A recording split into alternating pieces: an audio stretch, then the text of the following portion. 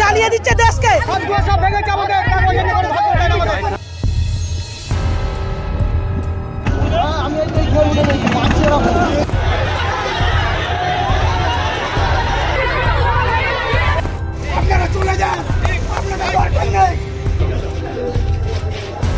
এখন তো মাথাগুলো তো এখন ধরা পড়েনি।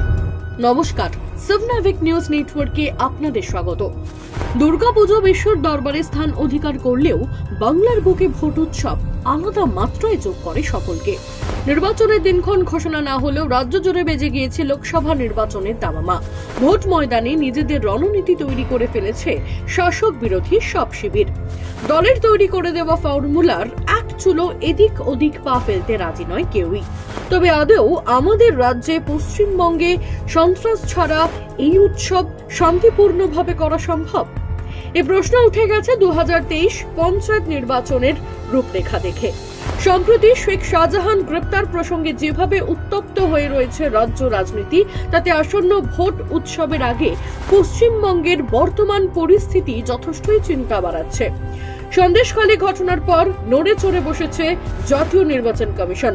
নিজেদের নেটওয়ার্কের মাধ্যমে সন্দেশখালীর পুঙ্খানুপুঙ্খ তথ্য পাওয়ার পর রাজ্যের আইন শৃঙ্খলার কোন পর্যায়ে গিয়েছে সেই ছবি তাদের কাছে পরিষ্কার এবং যা রীতিমতো ভয় ধরাচ্ছে।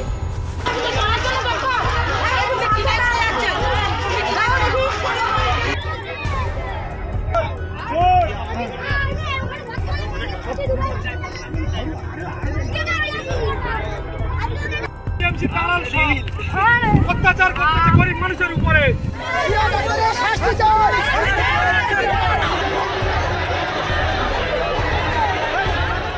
আপনাদের জানিয়ে রাখি, নির্বাচন কমিশনের ইতিহাসেই প্রথমবার নির্বাচনে নির্ঘণ্ট প্রকাশ হওয়ার এত আগে থেকে মিডিয়া মনিটরিং শুরু করেছে জাতীয় নির্বাচন কমিশন।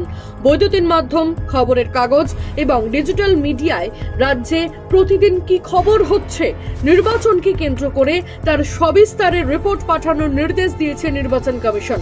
কলকাতা উত্তর এবং কলকাতা দক্ষিণ সহ রাজ্যের মোট 24টি জেলার রিপোর্ট পাঠানো শুরু হয়েছে।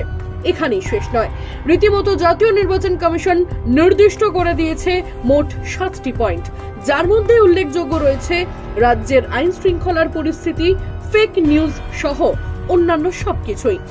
নির্বাচন কমিশনের কাছে এর আগে এতদিন এই সব রিপোর্ট পাঠাতে হতো নির্বাচনের নির্ঘণ্ট প্রকাশ হওয়ার পর থেকে, কিন্তু এই প্রথমবার নির্বাচন কমিশনের ইতিহাসে এত আগে থেকেই এবার জাতীয় নির্বাচন কমিশন রাজ্যের সামগ্রিক পরিস্থিতি খতিয়ে দেখে এবং সম্পূর্ণ রিপোর্ট হাতে নিয়ে পরবর্তী পদক্ষেপ নেওয়ার সিদ্ধান্ত গ্রহণ করেছে। আগামী 4ই মার্চ রাজ্যে আসছে নির্বাচন কমিশনের ফুল বেঞ্চ।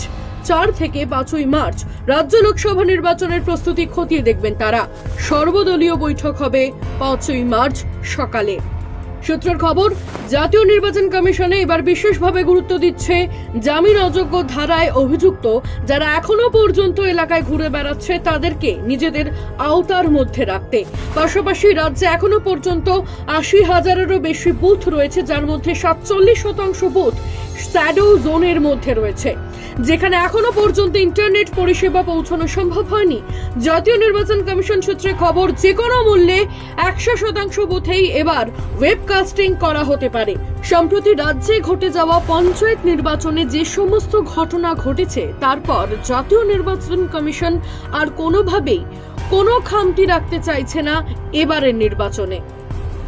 উল্লেখ্য, 24শে ফেব্রুয়ারি রাজ্যের মুখ্য নির্বাচনী আধিকারিক রাজ্যের সব জেলা শাসক এবং পুলিশ সুপারদের নিয়ে বিশেষ জরুরি বৈঠক ডাকলেও তবে আগামী 28শে ফেব্রুয়ারি কলকাতা উত্তর, কলকাতা দক্ষিণ, উত্তর 24 পরগনা এবং দক্ষিণ 24 পরগনাকে নিয়ে অত্যন্ত গুরুত্বপূর্ণ বৈঠক হতে চলেছে। সব জেলার সঙ্গে বৈঠক করার পরেও ফের মূলত এই 4টি জেলার সঙ্গে আবারও বৈঠক, কারণ রাজ্যের আইন শৃঙ্খলা পরিস্থিতি এবং সামগ্রিক পরিস্থিতিকে স্বাভাবিক করার পরেই নির্বাচনের পথে হাঁটতে চায় কমিশন। আর এই কারণেই নির্ঘণ্ট প্রকাশ হওয়ার আগে রাজ্যে আসতে চলেছে কেন্দ্রীয় বাহিনী।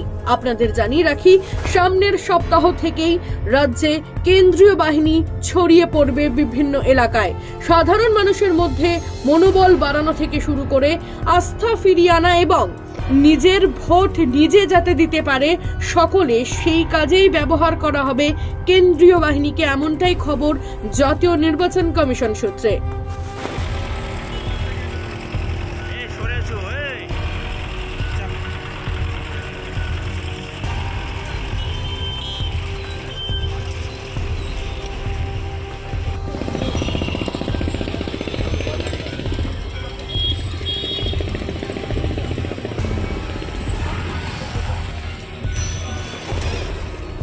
এই পরিস্থিতির মধ্যে দাঁড়িয়ে এখন দেখার জাতীয় নির্বাচন কমিশন কি তাদের নিজেদের যে ভূমিকা সেটা পালন করতে সক্ষম হবে, নাকি নির্বাচনে রাজ্যে সেই হিংসার ছবি ধরা পড়বে প্রতিবারের মতো। ছোট মাতব্বর ও সৌভিক পুরকাইতের রিপোর্ট, 7 নাবিক নিউজ। নির্বাচনের সমস্ত আপডেট পেতে লাইক করে সাবস্ক্রাইব করুন 7 নাবিক নিউজ। সেই সঙ্গে বেল বাটন প্রেস করতে ভুলবেন না। আপনাদের একটা সাবস্ক্রিপশন আমাদের জন্য অত্যন্ত মূল্যবান। জয় হিন্দ।